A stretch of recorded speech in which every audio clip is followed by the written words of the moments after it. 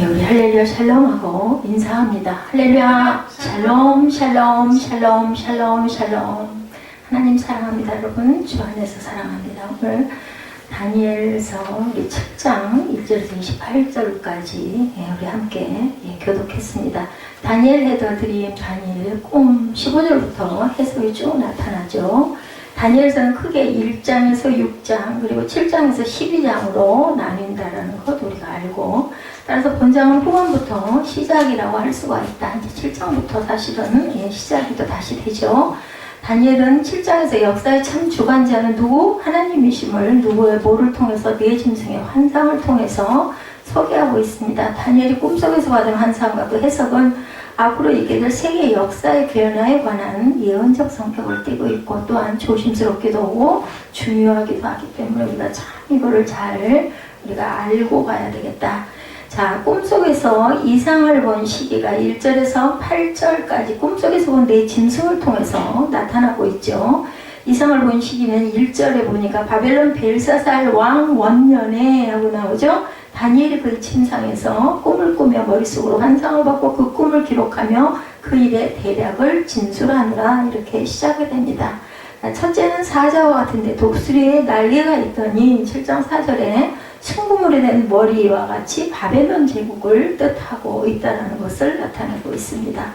자, 그래서 하나님이 다니엘에게 이상을 보여주실 때도 하나님이 정하신 것입니다. 우리가 세상을 살아가는 모든 것들이 그냥 일어나는 일이 아니다. 저는 갈수록 그런 생각이 더 많이 나서 이 나라를 지켜주신 것 분명히 하나님이라고 생각을 합니다.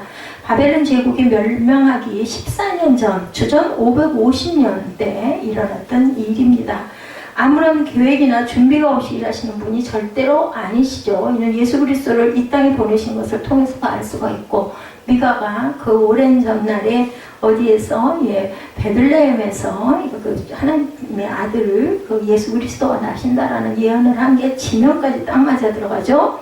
예수 그리스도가 오실 가능성이 어느 시대나 늘 있는 것은 당연히 아니죠. 보음서 기자는 때가 참에 예수 그리스도가 이 땅에 오셨다라고 증거합니다. 온 세계 군왕이시죠. 시편 45편 16절에 왕의 아들들은 왕의 조상들을 계승할 것이라 왕이 그들로 온 세계의 군왕을 삼으리로다 이렇게 증거합니다. 이상 중에 말씀이 임하죠. 창세기 15장 1절에 이후에 야훼 말씀이 환상 중에 누구에게 아브라함에게 임하여 이르시되 아브라함아 두려워하지 말라. 나는 네 방패요. 너의 지극히 큰 상급이다. 우리가 이렇게 말씀을 찾아서 증거를 하는 것은 성경 말씀은 증거가 되고 증명이 돼야 우리가 확실하게 알고 믿고 갈 수가 있기 때문입니다. 네 짐승의 환상을 보죠. 3절에서 7절에 보면 다니엘은 바벨론 왕 벨사살 원년의 꿈을 통해서 이른바 네 짐승의 환상을 봅니다. 이 짐승들은 동시에 나타난 것이 아니라 차례차례 나타났음을 봅니다. 왜냐하면 첫째는 사자와 같으나 독수리의 날개가 있고, 둘째는 곰과 같은 짐승이고, 셋째는 표범과 같은데 등에 새의 날개가 있고, 넷째는 무섭고 놀라운 짐승이라고 표현하고 있습니다. 이 네 짐승은 열방 민족과 나라를 가리키고 있고, 사자는 바벨론을 상징하는데, 곰은 거대한 힘을 가지고 있는 메데와 바사 제국을 가리키고, 표범은 알렉산더 대제가 이끄는 헬라 제국을 가리키며, 네 번째 짐승은 로마 제국을 가리키고 있는 듯하다. 우상의 머리는 뭐같이 됐다고? 정금 같다. 다니엘 2장 32절에 그 우상의 머리는 순금이요 가슴과 두 팔은 눈이요 배와 넓적다리는 노시요 열뿔은 열왕이라고 계시록 17장 12절에 내가 보던 열뿔은 열왕이니 아직 나라를 얻지 못하였으나 다만 짐승과 더불어 임금처럼 한동안 권세를 받으리라고 나타납니다. 영원한 것은 어디에도 없습니다. 네 짐승의 상징에 대해서 4절에서 8절까지 나타나죠. 다니엘이 첫 번째 본 짐승인 사자는 바벨론 제국을 상징하고, 바벨론은 동물의 왕인 사자와 새들의 왕인 독수리로 비유한 것은 바벨론 제국의 위엄과 그 왕권의 탁월함을 가리키고 있다. 그 날개가 뽑혔다는 것은 느부갓네살이 왕좌에서 쫓겨나 7년 후에 회복되죠. 이게 뭐가 돼가지고 맵고 짐승의 모습이 돼가지고 들어가가지고 막 풀을 먹고 그런 상황이 되죠. 느부갓네살이. 곰은 메데와 바사 제국을 상징하는데 몸 한편을 들었다는 것은 바사가 우세해서 결국 바사국으로 단일화됨을 나타내고 있고, 표범으로 비유된 셋째 짐승은 헬라를 가리키고 넷째 짐승은 앞서 언급한 짐승과는 비교가 안 될 정도로 막강한데 그는 뿌리 몇 개? 10개를 가지고 있다. 젊은 사자, 에스겔 10장 3절에 그 새끼 하나를 키우며 젊은 사자가 되어 먹이를 물어뜯기를 배워 사람을 삼킨다. 이렇게 증거하고 있습니다. 한 큰 붉은 용, 계시록 12장 3절에 하늘에 또 다른 이적이 보이니 보라 한 큰 붉은 용이 있어 머리가 7이요 뿔이 10이라 그 여러 머리에 7 왕만 있다. 근데 용은 성경적으로 사탄을 의미한다는 것을 우리가 알아야 됩니다. 하나님의 왕자와 재림에 대해서 9절에서 14절까지 증거하고 있습니다. 왕자의 좌정하시니 9절이죠. 다니엘은 환상 가운데 옛적부터 항상 계신 이가 왕자의 좌정하신 것을 봅니다. 환상 가운데 보좌에 앉아 계신 분은 옷이 눈같이 희고 머리털은 양의 털 같고 보좌는 불꽃이고 그 바퀴는 불같이 불타는 불 같다라고 나타납니다. 주변에 수종하는 자가 천천히요 그 앞에 시위하는 자는 만만이며 심판을 베푸는 책이 펴있다. 항상 심판하는 책이 나타나 있죠. 참신앙은 하나님에 대한 바른 지식에서 나온다라는 것 따라서 하나님께서 어떤 분이신지를 아는 것이 신앙인들에게 가장 절실히 요구된다라는 것을 우리가 알고 말씀을 읽고 묵상하고 우리가 항상 알고 가야 우리의 믿음이 그렇지 않아도 연약한 믿음인데 흔들림이 없겠죠. 예배를 통해서 말씀 속에서 우리가 다시 깨어나고 다시 돌이키죠. 영혼부터 영혼까지 하나님 주님은 하나님이시다고 시편 90편 2절에 산이 생기기 전에 땅과 세계가 주께서 조성하시기 전 곧 영원부터 영혼까지 주는 하나님이십니다. 이렇게 고백합니다. 주의 보좌가 영영하다고 시편 45편 6절에 하나님이여 주의 보좌는 영원하며 주의 나라의 규는 공평한 규이라. 규 알죠? 왕이 들고 있는 그 왕의 그 표징인 그러한 규. 심판을 당하는 자들에 대해서 10절에 말하죠. 입이 있는 작은 뿔이 소리가 있을 때 짐승이 죽음을 당하고 그 시체가 상하여 불 속에 던져지는 사건이 일어나죠. 나머지 짐승들은 자신들의 권세를 빼앗기고 한정된 시기만 살도록 그들의 생명이 연장되어 있다라고 나타납니다. 우리 11, 12절 한번 볼까요?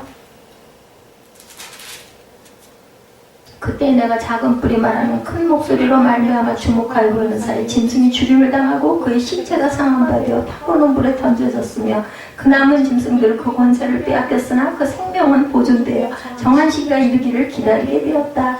그리고 또 이제 13절에 또 내가 밤 환상 중에 보니 인자 같은 이가 하늘 구름을 타고 와서 옛적부터 항상 계신 이에게 나아가 그 앞으로 인도되고 그에게 권세와 영광과 나라를 주고 모든 백성과 나라들과 다른 언어를 말하는 모든 자들이 그를 섬기게 하였으니 그의 권세는 소멸하지 아니하는 영원한 권세여 그의 나라는 멸망하지 아니할 것이라. 이 그리스도의 재림에 대해서 말씀하고 있습니다. 다니엘의 이상 가운데 인자 같은 이가 하늘의 구름을 타고 와서 옛적부터 항상 계신 자에게 나와 그 앞에 인도됐다라고 얘기하죠. 하나님이 형벌로 깨어진 그 내용이 다니엘 8장 25절에 그가 꾀를 베풀어 제 손으로 속임수를 행하고 마음에 스스로 큰체하며 평화로운 때 많은 무리를 멸하며 또 스스로 서서 만왕의 왕을 대적할 것이나 그가 사람의 손으로 말미암지 아니하고 깨지겠다라고 증거하고 있습니다. 불이 그 앞에서 바란다고 시편 97편 3절에도 불이 그의 앞에서 나와 사방의 대적들을 불사른다. 바로 누구 그리스도의 주권이며 그 주권의 영역은 절대적일 뿐만 아니라 가장 거룩하고 신비롭다고 우리가 읽은 14절에 증거하죠. 이는 하나님을 대적한 자에게 대한 심판이 나타나 있죠. 우리가 임의로 말할 수 없고 말해서도 안 되고 말하기 두려운 것이 있다면 하나님의 주권이다. 그래서 보니까 재림에 관한 이상에 대해서 우리가 아까 본문 13절에 읽었던 것처럼 그리스도의 성육신으로 임하고 재림으로 성취될 하나님의 나라 메시아 왕국의 영원성과 초월적 성격을 강조하고 있습니다. 우리들은 그리스도의 재림이 너무 확실해서 주를 향한 소망을 갖고 그의 깨끗함과 같이 나를 깨끗하게 거룩하게 항상 닦아 나가야 되겠다. 우리가 잘 아는 이사야 9장 6절이죠. 한 아들을 우리에게 주셨죠. 이는 한 아기가 우리에게 낳고 한 아들을 우리에게 주신 바 되었는데 그의 어깨에는 정사를 메었고 그의 이름은 기묘자라 모사라 전능하신 하나님이라 영존하신 아버지라 평강의 왕이라 것이니라. 사람의 모양 같은 형상이라고 에스겔 1장 26절에 그 머리 위에 있는 궁창 위에 보좌의 형상이 있는데 그 모양이 남보석 같고 그 보좌의 형상 위에 한 형상이 있어 사람의 모양 같더라. 이렇게 증거합니다. 환상을 이제 해석하는 게 15절에서 28절까지 누가 이 다니엘이 해석하죠. 번민을 합니다. 그리고 또한 질문을 하는 내용이 나타나 있죠. 15절에 보면 나 다니엘이 중심에 근심하며 내 머릿속에 환상이 나를 번민하게 하였다. 16절에 내가 그 곁에 모셔 선자들 중 하나에게 나아가 이 모든 일의 진상을 물으매 그가 내게 말하여 그 일의 해석을 알려주며 이르되 그 내 큰 짐승은 세상에 일어날 내용 아니라 해석을 이렇게 해주죠. 다니엘에게 하나님의 환상이 임한 거죠. 이 네 짐승 중에서 특히 네 번째 짐승과 그 머리에 뿔을 가지고 다니엘은 굉장히 관심을 갖고 있었다. 자, 그 천사는 네 큰 짐승은 네 왕을 가리키는 것이라고 했는데 네 짐승 중에서 네 번째 짐승과 그 머리와 뿔에 관심을 가졌습니다. 그 뜻을 알고자 합니다. 다니엘 8장 16절에 보면 내가 들은즉 강두 언덕 사이에 사람의 목소리가 있어 외쳐 이르되 가부해라 이 환상을 이 사람에게 깨닫게 하라 하더니 이렇게 얘기합니다. 기사의 끝에 다니엘 10장 6절에 보면 그 중에 하나가 세마포 옷을 입은 자 곧 강물 위쪽에 있는 자에게 이르되 이 놀라운 일의 끝이 어디까지냐 하더라고 증거하죠. 성도를 핍박하는 부분이 19절에 나타나 있습니다. 19절에 보니 이에 내가 넷째 짐승에 관하여 확실히 알고자 넷째 짐승에 집중하죠. 곧 그것은 모든 짐승과 달라 심히 무섭더라. 그 이는 쇠와 그 발톱은 노신이 먹고 부서뜨리고 나머지는 발로 밟았으며 또 그것의 머리에 10뿔이 있고 그 외에 또 다른 뿔이 나오매 새 뿔이 그 앞에서 빠졌으며 그 뿔에는 눈도 있고 큰 말을 하는 입도 있고 그 모양이 그의 동리보다 커 보이더라. 내가 본즉 이 뿔이 성도들과 더불어 싸워 그들에게 이겼더니 일적보다 항상 계신 이가 와서 지극히 높으신 이의 성도들을 위하여 원한을 풀어주셨고 때가 이르매 성도들이 나라를 얻었더라. 누가 승리케 해주셔요?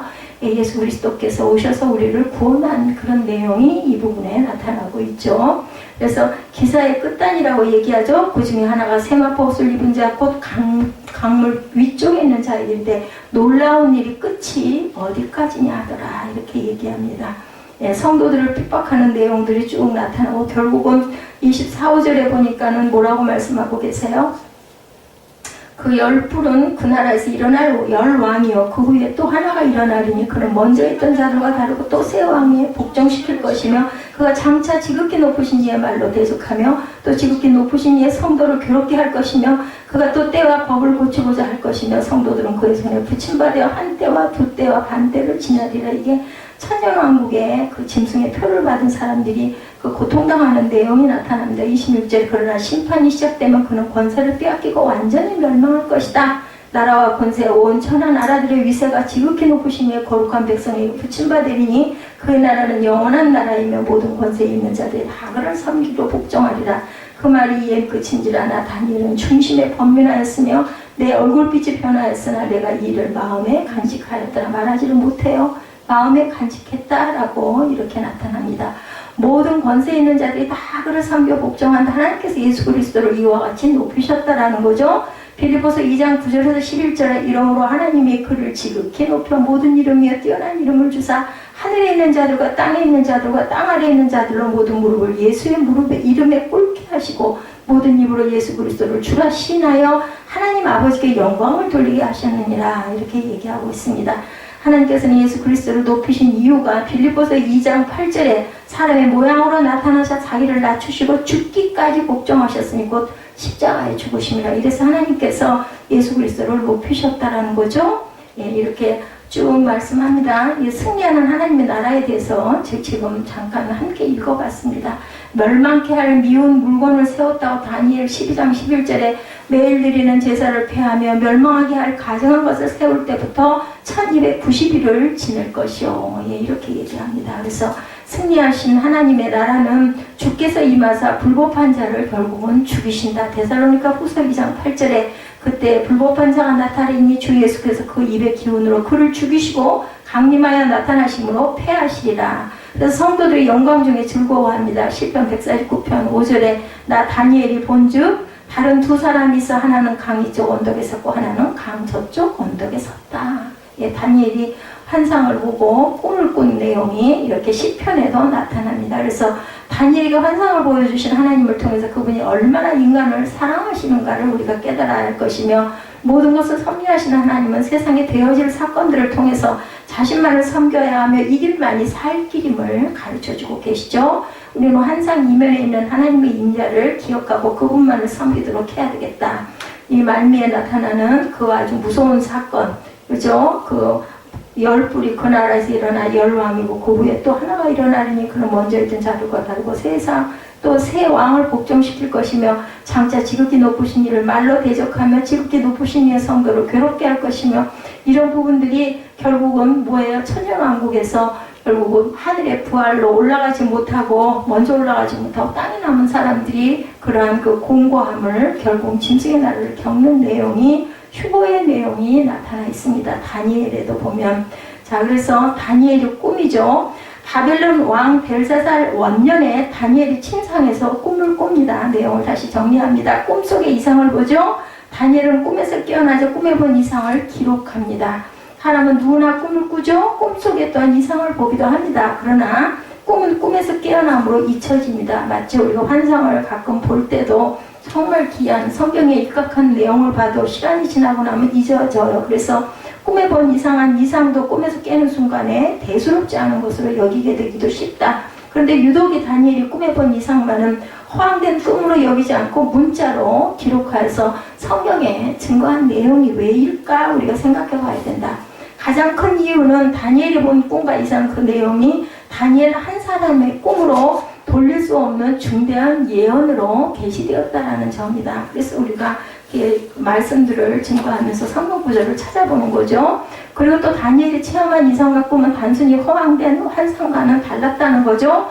꿈은 무의식 상태에서 대개는 꿉니다. 그런데 다니엘은 꿈을 꾸며 뇌 속으로 이상을 보았다라고 합니다. 다니엘은 꿈을 꾸되 그의 의식은 살아있었다라는 얘기예요. 다시 말하면 다니엘은 꿈을 꾸면서 꿈에 나타나는 이상을 명백한 사실로 인식했다라는 거고 그 증거로 그는 꿈에 보이는 이상으로 인해 그의 마음이 번민했고 낯빛까지 변하는 그런 몸의 체험을 합니다.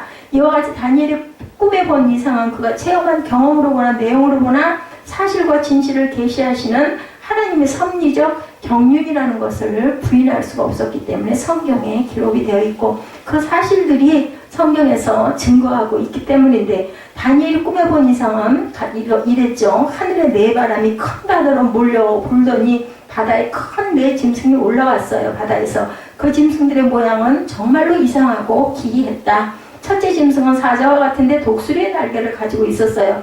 다니엘이 그 짐승을 보고 있는 동안에 짐승의 날개가 뽑혀 나갑니다. 그러자 그 짐승은 땅에서 들려 사람처럼 두 발로 섭니다. 그 동시에 그 짐승은 사람의 그 마음을 받게 되었다라고 나타나죠. 4절에 둘째 짐승은 곰과 같았는데 그 곰은 몸 한편을 쳐드는 곰이었고 그의 이빨 사이는 3개의 갈빗대가 물려 있었고 그에게 말하는 음성이 들려옵니다. 일어나 이 많은 고기를 먹어라 이런 음성이 들렸다라는 거예요. 셋째 짐승은 표범과 같았다고 하죠. 6절에 그 표범의 등에는 새의 날개는 4시 있고 그 표범에겐 머리 4시 있어서 큰 권세를 받았다. 그 다음 넷째 짐승은 무엇 것 같다고 할 수 없는 이상한 짐승이었는데 그것은 무섭고 놀라웠다. 그의 힘은 새 짐승보다 월등하게 강하고 이빨이 철로 되어 있고 발톱은 노지였다. 무엇이든 닥친 대로 먹어 부수고 나머지는 놋 발톱으로 밟았다. 보기만 해도 이게 들여다만 봐도 무섭죠. 이 짐승에는 뿔이 10개 있었고 다니엘은 그 10뿔을 유심히 지켜보았는데 그 중에 작은 뿔 하나가 그 10뿔 사이에서 나오더니 뿔 셋을 뿌리까지 뽑아버렸다. 이 작은 뿔에는 사람의 눈 같은 눈이 있고 또한 입이 있어서 큰 말을 했다고 합니다. 다니엘이 꿈에 본 이 짐승들은 무엇을 의미할까? 우리가 이 부분에서 한번 돌아봅니다. 요즘에 TV나 영화에 많이 나오는 그 철인들이 다니엘이 환상에서 아이디어를 얻은 것이 아닌지는 혹시 그렇지는 않은가? 유달리 이런 드라마에 관심을 가지는 것은 예사일이 아니죠. 다니엘이 본 이상을 해석하기 전에 다니엘이 해석을 내린 느부갓네살 왕이 꿈에 본 신상을 우리가 한번 기억해 볼 필요가 있는데 다니엘 2장에 느부갓네살 왕이 꿈에 한 신상을 봅니다. 머리는 정금이고 가슴과 팔은 은이고 배와 넓적다리는 노시고 종아리는 철이고 발가락은 얼마는 철이요 얼마는 진흙이다. 이렇게 2장에 보면 나타나 있습니다. 우리가 지난 좀 시간이 몇 주 됐지만 분명히 이 부분을 같이 함께 공부했습니다. 이 신상과 다니엘이 꿈에 본 짐승과는 어떤 연관이 혹시 있지는 않을까?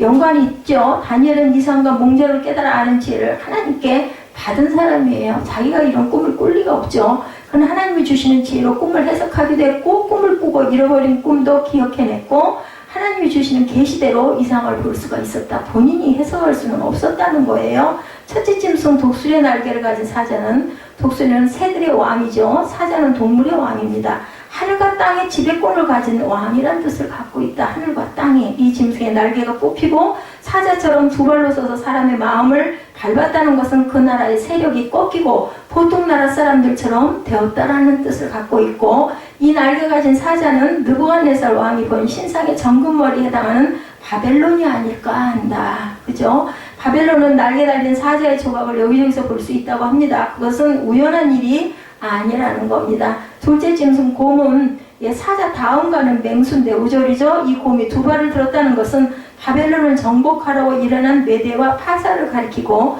곰이 갈빗대 세계를 물었다는 것에 대해서는 굉장히 학설이 많은데, 이 곰으로 비유된 두 나라의 정복력이 강렬한 것을 우리가 상징하는 것을 볼 수가 있는데, 메대와 파사는 30만 내지 100만 군의 군사를 동원할 수가 있었고, 메대왕 다리오는 70만의 상비군을 보유하고 있었어요. 나중에는 메대가 일어나서 다리오 왕이 정치를 하죠. 파사는 고레스로부터 헬라의 알렉산더 대왕에게 정복되기까지 동쪽으로 인도 서쪽으로 헬라 북쪽으로 다뉴브 흑해 남쪽으로 아라비아 사막에 이르는 대영토를 가졌었던 아주 강대국이었다. 셋째 짐승은 표범과 같았는데 그의 등에는 새의 날개 넷이 있고 이 표범의 머리는 넷이었고, 이 셋째 짐승은 파사 다음에 일어난 헬라를 가리키고 있고, 표범은 날쌘 짐승이죠. 헬라의 알렉산더 대왕은 13년 만에 세계를 정복합니다. 그러나 알렉산더가 죽자 헬라는 4개의 왕국으로 분열돼 버립니다. 아주 젊은 나이에 죽죠. 다니엘의 관심은 넷째 짐승에 있었어요. 7절에 보면 그는 뇌 속에 나타난 이상을 보았을 때 번민이 되어서 곁에 모신 그 천사, 곁에 모신 자 하나에게 이 모든 일의 진상이 뭐냐고 물어봤어요. 꿈에. 그가 이르기를 내 큰 짐승은 세상에 일어날 내 왕이라고 말씀하셨다고 합니다. 다니엘은 다시 넷째 짐승의 진상에 대해서 묻습니다. 그 이유는 내 짐승이 세상을 다스리는 내 왕이라면 이미 지나간 새 왕에 대해서는 관심을 둘 필요가 없고, 그리고 더욱더 다니엘의 관심을 끈 것은 넷째 짐승은 앞에 나온 새 짐승과는 크게 다른 무엇이 있었는데, 앞에 새 짐승은 짐승으로 표현할 수가 있었고 넷째 짐승은 짐승으로 표현할 수가 없었다. 그것은 동물적 야수성 정도가 아니었다. 철이빨로 부수고 눕발톱으로 짓밟는 것은 인공적이고 인위적인데 굉장한 파괴력과 무참한 잔인성을 의미하고, 무서울 정도가 아니라 공포와 파멸을 몰고 오는 강한 세력으로 나타났는데, 이 넷째 짐승이 무엇을 의미하는가? 그 짐승의 열뿔과 뿔 사이에서 나오는 작은 뿔이 새 왕의 뿔을 꺾는 일이 무엇인가를 알므로 이 짐승이 어느 시대 어떤 왕인가를 아는 열쇠가 된다고 합니다. 이것은 마치 느부갓네살 왕이 본 신상의 철과 흙으로 된 발이 어느 시대 누구를 가리키는가 하는 문제에 여러 가지 의견이 구구했다고 합니다. 대개의 학자들은 이 넷째 짐승은 역사상 로마를 가리킨다고 얘기하는데, 그 신학을 강의했던 웨스트민스터 대학 교수로 계신 하비카는 이것은 로마 시대부터 그리스도 재림까지 권위 있는 해석을 했다라고 나타났다고 합니다. 열뿔은 대부분의 학자들은 재생될 로마는 로마 멸망 후 적그리스도까지 한 데에 비해서, 하비카는 역사적 로마로부터 적그리스도가 나타낼까지요. 작은 뿔은 말세에 나타난 적그리스도라고 풀이한다고 합니다. 열뿔은 열왕을 가리키고 뿔은 정사와 권세를 말하고 열이라는 숫자는 만수를 의미하는데, 열왕이란 10사람의 군왕을 말하는 것이 아니고 세상 나라를 다스리는 정치적 권력과를 총칭하고 있고, 로마 제국 이후 세상은 정치적 권력과에 의해서 좌우가 된다는 뜻을 갖고 있다. 열왕의 세력보다 더욱 관심을 둬야 할 것은 열왕사에 나오는 한 작은 뿔, 이 작은 뿔이 열왕 중에 세 왕의 뿔을 자기 무릎 앞에 꿇게 합니다. 이 작은 뿔은 주전 2세기경 유대 민족을 학대한 폭군인데, 그것은 셀류코 왕조 수리아의 안티오쿠스 에피파네스였다라고 합니다. 그는 아덴 출신으로 12년 동안 로마의 인질로가 있는 동안 세계를 제패할 야심을 키웠고, 그는 마침내 팔레스타인을 수중에 넣고 이교화시키려고 했다고 합니다. 유대인들에게 제사를 드리지 못하게 했고, 성경을 불태웠고, 안식일과 절기를 지키지 못하게 했다. 역사적으로 나타나 있는 사실들입니다. 제우스 신을 위해서 유대인이 가증히 여기는 동물과 고기로 제사를 드리게 했고, 제우스 산당에 제사하지 않는 자는 극형에 처했고, 할례를 행하거나 돼지고기를 거부하거나 율법책을 가진 자는 사형에 처했다고 합니다. 자유주의 학자들은 이 안티오쿠스 에피파네스를 가리켜서 작은 뿔의 적그리스도라고 해석한다고 그래요. 왜냐하면 작은 뿔은 옛적부터 항상 계신 자 앞에서 심판을 늘 받았고, 이 작은 뿔이 심판을 받음으로 세상은 종말을 보한다고 나타났다고 합니다. 그래서 이 작은 뿔은 예수 재림 직전에 나타날 적그리스도고, 적그리스도는 세상 권세 잡은 10분의 1을 자기 앞에 무릎을 꿇게 하는 위력을 가지고 있고, 적그리스도는 첫째 말로서 지극히 높으신 자를 대적하고, 둘째 때와 법을 변개하고 세상의 법과 질서 하나님의 절기와 자연까지 변개시킨다. 셋째 지극히 높으신 자의 성도들을 괴롭힌다. 성도들이 한때와 두때와 반때를 적그리스도로 인해 핍박을 받죠. 한때는 박해의 시작, 두때는 박해의 강화, 셋때는 무의미하게 끝날 것을 증거하고 있고, 두려워할 게 없는 것은 7장 26절에 그러나 모든 정상은 전복되죠. 옛적부터 항상 계신 자의 심판이 시작되기 때문이다. 적그리스도는 권세를 잃고 멸망을 하게 된다. 그래서 다니엘이 보니 왕의 보좌가 놓이고 옛적부터 항상 계신 자가 좌정하셨는데 그 앞에는 책들이 펴있다. 생명책이죠. 그의 옷은 희귀한 눈 같고, 그의 머리털은 양털 같고, 그의 보좌는 불꽃 같고, 바퀴는 불 붙는 것 같으며 물이 강처럼 그 앞에서 흘러나왔다. 천천의 수종자와 만만의 시위자가 둘러선 가운데 작은 뿔을 가진 짐승은 심판을 받아 그 시체가 불못에 던지오는 거, 이게 지옥을 연상합니다. 그리고 다니엘은 이상 중에 제5국의 광국을 봅니다. 인자 같은 이가 하늘 구름을 타고 내려와 옛적부터 항상 계신 자에게 나왔다. 그는 권세와 영광과 나라를 받죠. 모든 백성과 나라들과 각종 방언하는 자들이 그에게 경배합니다. 그의 권세는 영원토록 변하지 않고 그의 나라는 영원히 폐지하지 않는다. 유대인들은 주 70년에 로마의 디도 장군이 쳐들어올 때 이 작은 뿔의 적그리스도가 심판을 받는 줄로 알았어요.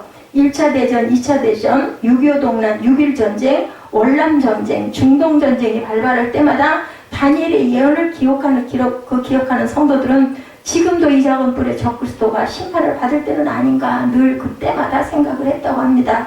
예언을 읽고 예언을 믿는 자는 남이 보지 못하는 것을 보는 눈을 가져야 된다. 요사이 중동의 무서운 전쟁이 계속 일어나죠. 이란과 이락이 서로 기름 탱크에 불을 지르고 불길이 유럽에까지 번질까봐 온 세계는 겁을 집어먹고 있고, 이것은 철마로 부수고 노발로 짓밟는 행위, 야만적이고 굉장히 무모한데 아직도 옛부터 계신 이가 심판의 보좌에 자정하지 말기를 바라는 마음이 누구에게나 있겠죠. 예수께서 요한복음 16장 33절에 세상에서 너희는 환난을 당하나 담대하라. 내가 세상을 이기었노라. 우리는 예수께서 세상을 이기셨다는 것을 믿고 가야 된다. 다니엘 7장의 내용이 굉장히 난해해서 이 내용들을 우리가 다 이해할 수는 없습니다. 다만 이러한 적그리스도의 세력은 어느 때 언제나 늘 있었고, 마지막 때에는 분명히 종말이 오되 하나님만 굳게 믿고 주님을 믿고 예배하고 말씀 속에서 우리가 살아있으면 이 모든 것들은 지나가고 우리는 영원한 천국에 이룰 수 있다는 것을 잊지 말라는 경고의 말씀으로 우리가 다니엘 7장을 해석해야 되겠다라고 저는 생각을 합니다. 하나님의 나라만이 영원하죠. 하나님께서 우리를 눈동자같이 지켜주시기 때문이고, 예수님의 약속을 늘 명심해야 되겠죠. 볼지어다 내가 세상 끝날까지 너희와 항상 함께 있으리라고 말씀합니다. 이 세상은 늘 소란하죠. 요동합니다. 예수께서는 언제나 우리와 함께 하시고 우리를 눈동자같이 지켜주신다라는 거, 우리가 그걸 믿지 않으면 어떻게 살겠어요? 뭐 세상을 우리 마음대로 할 수도 없는 거고, 정말 작고 보잘것없는 힘이 아무런 것도 할 수 없는 그러한 저희들이니까 이 세상은 늘 소란하고 요동하지만 하나님이 계시고 주님이 우리를 지켜주시니까, 인자 같은 이가 구름을 타고 오셔서 옛적부터 항상 계신 이로부터 존귀와 영광과 권세를 받을 때 박해 속의 믿음을 지키면 인내한 성도에겐 감사와 찬송이 있을 것이다. 우리는 어떤 면으로 시대를 너무너무 잘 타고났어요. 이렇게 정말 박해받고, 그죠? 예수 믿고 율법을 들여다보고 그 책 한 권만 갖고 있어 다 사용을 하는 그 시대에 그 죽어간 많은 하나님을 믿는 사람들은 얼마나 그게 무섭고 두려웠을까. 우리가 지금 말씀으로 읽고 그랬구나 하니까 그렇지, 만약에 내가 그 시대에 태어나서 있었다면 어떻게 살겠어요? 무서워서 저는 한시도 못 살 것 같아요. 그냥 얼른 하나님 나 얼른 갈래요 그럴 것 같아 무서워가지고 그거 배교할 수도 없고 왜냐면 뻔히 알기 때문에 그렇다고 죽이려면 죽여라 하는 배짱도 없고 그 때가 돼보면 탁 당하면 우리는 생각할 때 아니 왜 어차피 죽을 거 뭐 그건 뭐 무서워서 근데 그게 아니죠. 공포가 사람이고 죽는 순간이 무서운 게 아니라 그 죽기까지 그 공포가 너무너무 무섭다 그러죠. 그래서 우리가 다니엘 7장을 통해서 그 짐승들의 이야기, 네 짐승들의 이야기는 적그리스도의 나라들의 패망에 대한 것 그리고 마지막 때는 분명히 하나님께서 우리를 구원하시려고 심판이 시작된다라고 25절까지 괴롭힘을 당하지만 26절부터 28절까지는 하나님께서 그 모든 것을 심판하신다는 내용이라는 것으로 우리가 알고 우리가 이 부분을 이해하고 넘어와야 될 것 같습니다. 우리 결단하고 축복의 예배를 마치도록 하죠.